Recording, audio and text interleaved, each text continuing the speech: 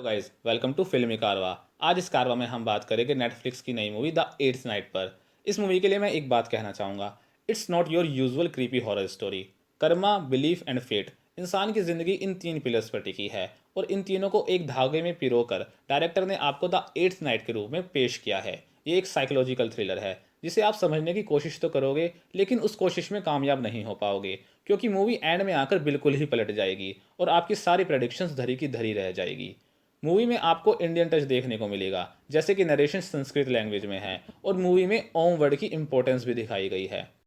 Movie की शुरुआत काफ़ी इंटरेस्टिंग तरीके से होती है। नरेटर बताता है कि आज से 2500 साल पहले एक शैतान नरक का द्वार खोलता है इंसानों को पीड़ित करने के लिए, लेकिन बुद्ध भगवान उस शैतान की दोनों आंखें निकाल लेते हैं, एक लाल और एक काली, जो उस शैतान की पावर सोर्स थी।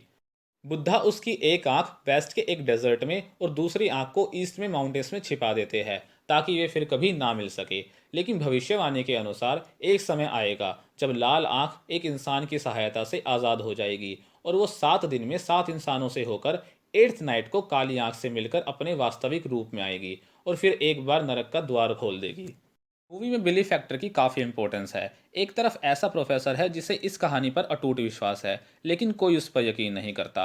वो अपने विश्वास को सही साबित करने में इतना अंधा हो जाता है कि अपनी बेटी तक का सेक्रीफाइस कर देता है और उसके लिए सही और गलत कुछ मायने नहीं रखता। वो खुद को सही साबित करने के लिए लाल आंख को आज़ाद कर देता है। दूसरी तरफ एक मोंक है जिसे ये विश्वास है कि सोन हुआ इस अनहोनी को होने से पहले रोक लेगा। वहीं सियोन हुआ एक ऐसा इंसान है जिसके कंधों पर हजारों सोल्स का उद्धार करने का भार है। उसकी यही डेस्टिनी है, वो चाहे कहीं चला जाए, लेकिन जब तक वो जिंदा है तब तक वो अपने फेट से नहीं भाग सकता। मूवी में दिखाया गया है कि अपने फेट से कोई नहीं बच सकता है। किस तरह कर्मा इन सभी प्यादों को एक दूसरे से जोड़कर उनकी डेस्टिनी तक लेकर आता है और किस तरह ये सभी उस मॉन्स्टर के लिए 7 स्टोन्स या यूं कहे 7 पड़ाव बनते हैं जिन्हें पार करके वो काली आंख तक पहुंचता है, वो देखने लायक है। मूवी की अच्छी बातें। मूवी की सिनेमाटोग्राफी बहुत अच्छी है। स्टोरी कुछ खास ना होकर भी जिस तरह डायरेक्टर ने अपने अंदाज में इसे परोसा है वो काफ़ी बेहतरीन है। मूवी के visual effects, thrilling and horror elements, movie किस तरह से आपको पजल रखती है और फिर सरप्राइजिंग ट्विस्ट डिलीवर करती है कहानी में, दैट्स इंटरेस्टिंग। मूवी लैग कहाँ करती है? पहली प्रॉब्लम, मूवी बहुत लंबी है जिस वजह से आप बीच में बोर होने लगते हो। दूसरी प्रॉब्लम, कहानी को मिस्टीरियस बनाने के चक्कर में बीच के 1 घंटा आपको कुछ एक्सप्लेनेशन ही नहीं दी जाती, जिस वजह से आपका इंटरेस्ट खत्म होने लगता है। तीसरी बात, मूवी में सियोन हुआ की पास्ट लाइफ की ट्रेजेडी के कुछ ग्लिम्स दिखाए जाते हैं जिससे आप क्यूरियस होते हो कि आखिर उसके साथ क्या हुआ था और वो उस ट्रेजेडी के बाद इतना स्पेशल कैसे बना।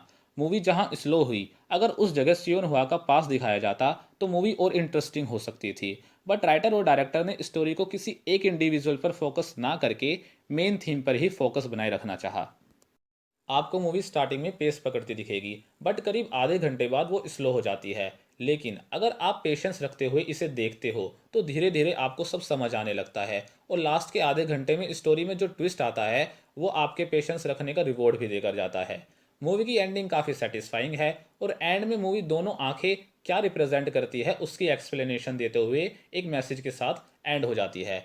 मूवी काफ़ी हटकर है और इस तरह की मूवीज़ बहुत कम देखने को मिलती है। सो अगर आप साइकोलॉजिकल थ्रिलर के फैंस हैं तो मूवी को ज़रूर देखें।